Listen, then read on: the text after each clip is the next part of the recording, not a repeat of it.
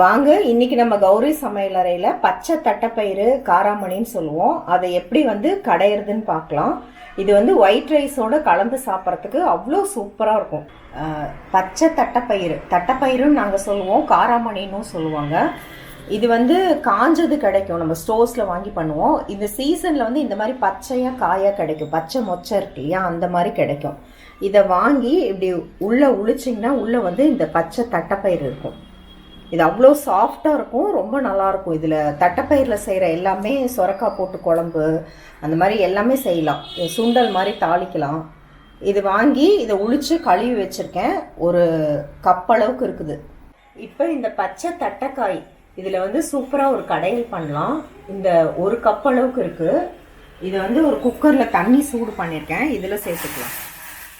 இது கொதிச்சுட்டு இருக்கட்டும். இது தாளிக்கிறதுக்கு ஒரு 10 சின்ன வெங்காயம், 4 பல் பூண்டு, ஒரு சின்ன துண்டு புளி, ஒரு தக்காளி, கருவேப்பிலை, கொத்தமல்லி, ஒரு பச்சை மிளகா, 2 வரமிளகா உடைச்சி வச்சுருக்கேன்.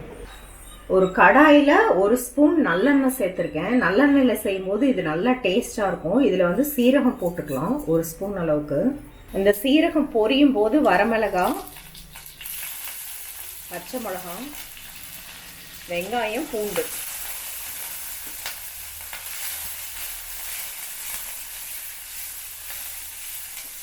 இப்போ தக்காளி சேர்த்துக்கலாம்.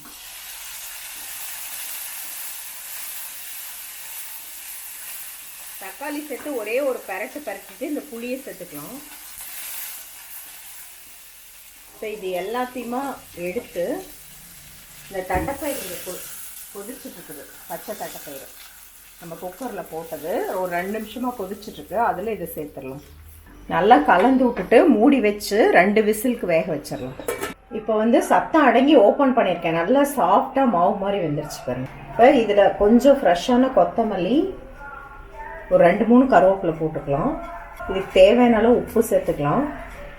இதை நான் பிளெண்டரில் போட்டு சும்மா ஒரே ஒரு அரைக்க போகிறேன், ரொம்ப அரைக்கக்கூடாது. இல்லை நீங்கள் மத்தில் கடைஞ்சாலும் ரொம்ப டேஸ்ட்டாக இருக்கும். இது அரைக்கும் போது எக்ஸ்ட்ரா தண்ணி தேவைப்பட்டுச்சுன்னா தண்ணி நல்லா கொதிக்க வச்சு அப்புறம் ஆற வச்சுட்டு அதை சேர்த்துக்கோங்க. பச்சை தண்ணி ஊற்றி நம்ம கடைஞ்சோம்னா அது கெட்டு போகிறதுக்கு நிறைய சான்ஸ் இருக்குது. இப்போ இதை அரைச்சி எடுத்துக்கலாம். இந்த மாதிரி பல்ஸ் மோடில் அடிச்சு எடுத்தாவே போதும். இப்படி 1-2 இருக்கணும், அப்போ தான் நல்லா டேஸ்ட்டாக இருக்கும். இந்த அளவுக்கு லூஸாக வச்சுக்கணும். இது ஆறும்போது இன்னும் கொஞ்சம் கெட்டிப்பட்டு வரும். இது நீங்கள் தண்ணி சேர்த்துறதுனாலும் நான் சொன்ன மாதிரி சுடு பண்ணி ஆற வச்ச தண்ணியை சேர்த்துக்கோங்க. இப்போ இதை ஜோராக தாளிச்சிடலாம். நம்ம இப்பயும் நான் நல்லெண்ணெய் தான் வச்சுருக்கேன். இதில் கடுகு சேர்த்துக்கலாம், சீரகம் சேர்த்துக்கலாம். இதுக்கெல்லாம் கடலைப்பருப்பு, உளுத்தம் பருப்பு தேவையில்லை, அந்த தட்டைப்பயிரில் அது ஹெவியாக போயிடுது. வரமிளகாய் 1 உடச்சி சேர்த்துக்கலாம். வெங்காயம் வடகம், தாளிப்பு வடகம் சேர்த்துக்கலாம். இந்த மாதிரி கடையலுக்கெல்லாம் இது நல்ல ஒரு டேஸ்ட் தரும். இந்த வெங்காயம் வடகம் நம்ம கௌரி ஷாப்லேயே அவைலபிளாக இருக்குது. லிங்க் நான் டிஸ்கிரிப்ஷன் பாக்ஸில் கொடுக்குறேன்.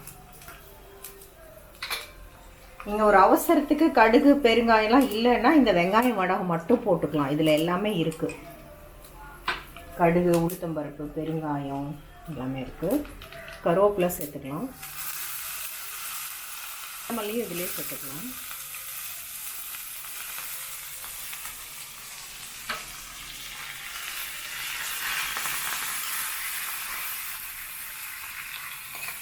இந்த தாளிப்பை இந்த பச்சை தட்டைப்பயிறு கடைசல் மேலே சேர்த்துக்கலாம்.